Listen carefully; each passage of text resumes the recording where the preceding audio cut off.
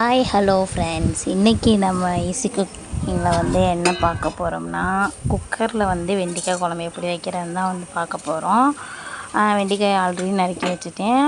அதுக்கப்புறம் குக்கரை வச்சுக்கலாம். எண்ணெய் ஊற்றி வெந்தயம், சோம்பு, சீரகம் இது எல்லாமே போட்டுட்டு வெங்காயம், தக்காளி, பச்சை மிளகா அது கொஞ்சம் நம்ம எடுத்து போட்டு நல்லா வதக்கிக்கலாம். அப்போ நம்ம வெங்காயம் தக்காளி எவ்வளோ நறுக்கி வைக்கிறோமோ அதில் பாதி வெங்காயம் நறுக்கிறதுலேயும் சரி, தக்காளி அதில் பாதி எடுத்துட்டு நம்ம தேங்காய் அரைக்கும்போது அது கூட சேர்ந்து நல்ல ஒரு மை பேஸ்ட்டாக நம்ம அரைச்சி வச்சுக்கணும்.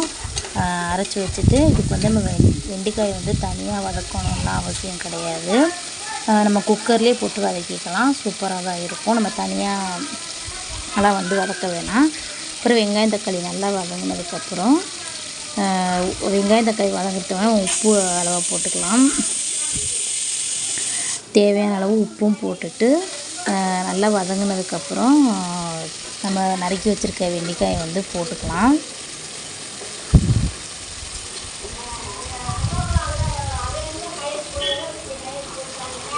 போட்டு நல்லா வதக்கிக்கலாம்.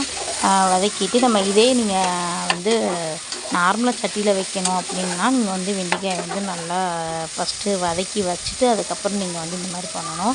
நம்ம குக்கர்லேயே வைக்கிறனால அது தேவையில்லை. அது நல்லா வதங்கிடும். நீங்கள் இல்லை உங்களுக்கு தனியாக அது ப்ரௌனிஷாக வேணும்னா நீங்கள் தனியாக வதக்கி கூட போடலாம். ஈஸியாக வேலை முடியும்னு நினச்சா நீங்கள் இந்த மாதிரி வைக்கலாம். சூப்பராக தான் இருக்கும். போட்டு நல்லா வதக்கிடணும்.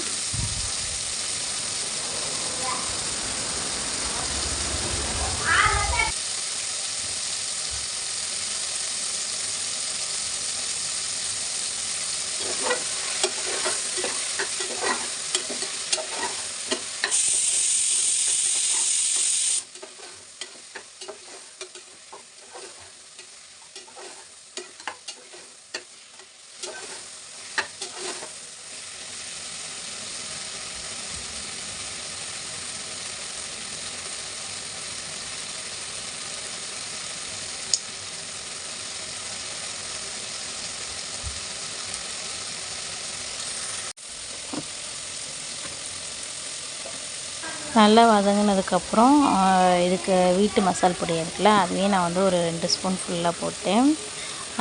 2 ஸ்பூன் போட்டுட்டு அது கூடவே சேர்ந்து நல்லா வதக்கிட்டு அந்த தண்ணி லைட்டாக ஊற்றி ஒரு வதக்கிட்டு நம்ம அரைச்சி வச்சுருக்க தேங்காய் இருக்கு இல்லையா, அதையும் போட்டுக்கலாம். நம்ம அரைச்சி வச்சுருக்க தேங்காயும் நல்ல பேஸ்ட்டையும் போட்டுட்டு உங்களுக்கு உரப்புக்கு வேணும்னா தனி மிளகா பொடி போட்டுக்கலாம். போட்டுட்டு நம்ம வேணுங்கிற அளவுக்கு தண்ணி நீங்கள் குழம்பு கொஞ்சம் தண்ணியாக வேணால் தண்ணி கொஞ்சம் ஊற்றிக்கோங்க. இல்லை கெட்டியாக வேணால் நீங்கள் அந்த பதத்துக்கு கூட போட்டு ஊற்றிட்டு ஒரே ஒரு விசில் விட்டால் போதும். நீங்கள் மசாலா உங்களுக்கு நல்லா வேணும்னா நீங்கள் சிம்மில் வச்சு ஒரு விசில் விட்டுக்கலாம். சூப்பராக இருக்கும். இந்த மாதிரி நீங்கள் யாரில் குக்கரில் வச்சுருக்கீங்கன்னு கண்டிப்பாக சொல்லுங்கள். இந்த மாதிரி வச்சு பார்த்துட்டு எப்படி இருக்குன்னு சொல்லுங்கள். சூப்பராக இருக்கும். ட்ரை பண்ணி பார்த்துட்டு சொல்லுங்கள்.